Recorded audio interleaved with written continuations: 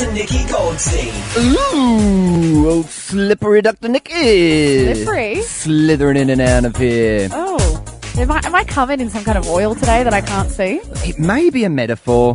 It may be something more literal. Are you thinking do about- have some sort of gloss going on tonight, Dr. On my Nicky. lips. Highlighter on your cheeks. You're Oh, looking good girl. Thanks. I'm actually dressed decently tonight. Interesting. I Dressed was on plan decently. about being out a little bit of a party. Pre-show gloss. Yeah. Spring in your step. Yeah. Rosy cheeks. What have you been doing, missy? Hey, 131060, if you've got questions for Dr. Nikki Goldstein, she's, of course, a sexologist and a relationship expert. It's funny when people get too shy to talk as well. They're like, can you just pass this message on? Oh, you see, I've got this problem. It's like, save it for the ass. No, I Well, the worst one is like, I I've can't got put this me on. friend. Like, I've got this friend, and you're like, yeah, buddy. Like, there is no tell friend. us. Just tell me what's going on with your dick. Ain't my Like, first rodeo, yes. You are the one with the tiny peen. It's all right. Producer Jack, though, he will play the role of the Chinese whisperer because this lady or man did not want to come on the air, but that's all right. Producer Jack can echo the sentiments, and no doubt he or she will be listening in.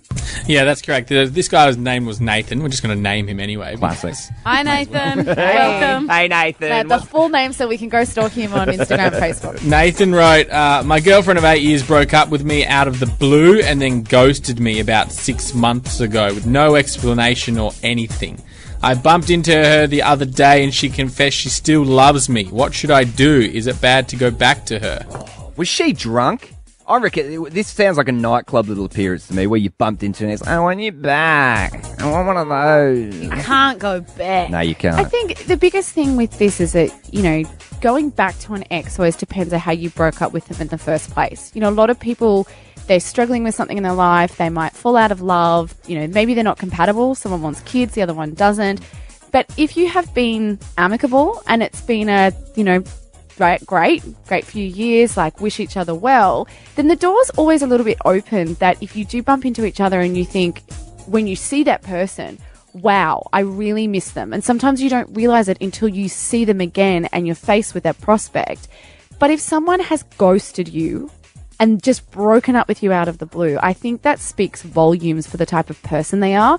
And I would be really concerned about re-engaging in a relationship with that, because what's to say they're not going to do it again? Or what's to say that, things might hit the fan in your relationship and they're out with no warning? Well, especially when it comes out of the blue as well. Like, it's not like she's like, hey, I've made a terrible mistake. I know things in the bad. The fact that he's just bumped into her and then all of a sudden she's dropped the L-bomb again. And I feel What a like creep. that trust, once it's gone, it's kind of gone. Like he's obviously not going to trust her. He's going to be thinking the whole time if they get back together, oh, she might ghost me this week. But that's it. You've got no guarantees. And I think sometimes when we see that person again, where the confusion is that we're this society that's very now spiritual and we believe in signs and we believe in all these kind of things. So my question to her would be, do you actually love this person again when you saw him? Or did you go, oh, it must be a sign because I bumped into him that I'm supposed to be with you? You've just got to weigh up so much, don't you? How they broke up, how attractive they are, how symmetrical the attractive they nipples are.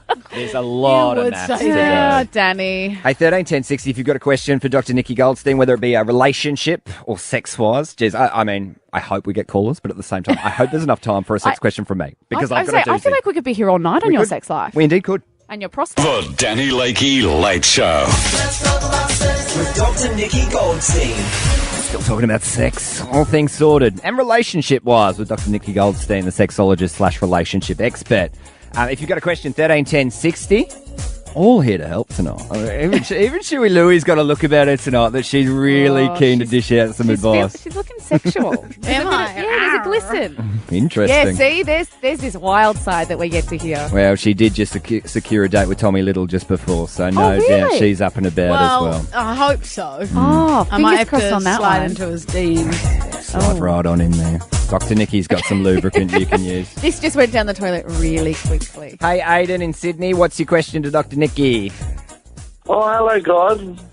Hello. Hey, Aiden. Just one question for Shuey Louie. Oh, Ooh. heavy. Oh, producer. What should I do? My ex-girlfriend wants me back, she wants me to buy her a $279 ring. What should I do? Before you I answer, the Shuey Louie, sexy question to you, Aidan. Why have you bypassed the relationship expert / Hey, sexologist who went to university for 5 years and got Shuey Louie, who's been in the country for about 6 weeks? I think Shuey Louie's still got some good advice on this. I'm Maybe just interested in what this man's headspace is. That's maybe all. he's into Shuey Louie and he's kind of sussing out about. What male listener in their 40s isn't into Shuey Louie on this show? For How goodness sake? can I help, Aidan? Well, hey, what does he do? Does he buy the $279 ring? For you to go back to her? Yes. No. She's taking you for a ride, Yeah, that's mate. gold digging. You want the expert opinion Yeah, now? go on, All get right. Dr. Nikki. What you need to work out is what does this ring signify? All right, so let's stop focusing on the dollar value here or the fact that it's a ring. But you need to actually think about, has there been conversations around, you know what, babe, I've pointed out things that I really like to you, and then it comes to my birthday and you buy me this stuff that's just without thought.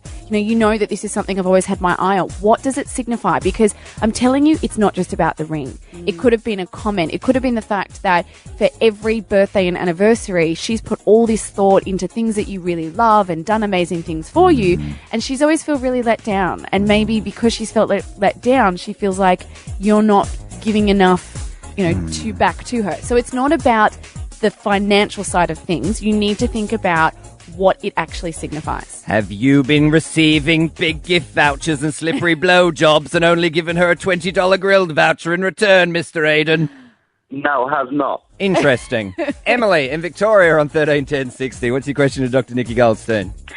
Hi, Dr. Nikki. My question is, after 12 months being out of the game, so like not having sex for 12 months, what is your advice getting back out there and having the confidence to sort of sleep with the next person? I feel like Danny's going to jump in. Sorry. No. Continue. What's your advice? I feel like he's going to tell you to go out and just have sex.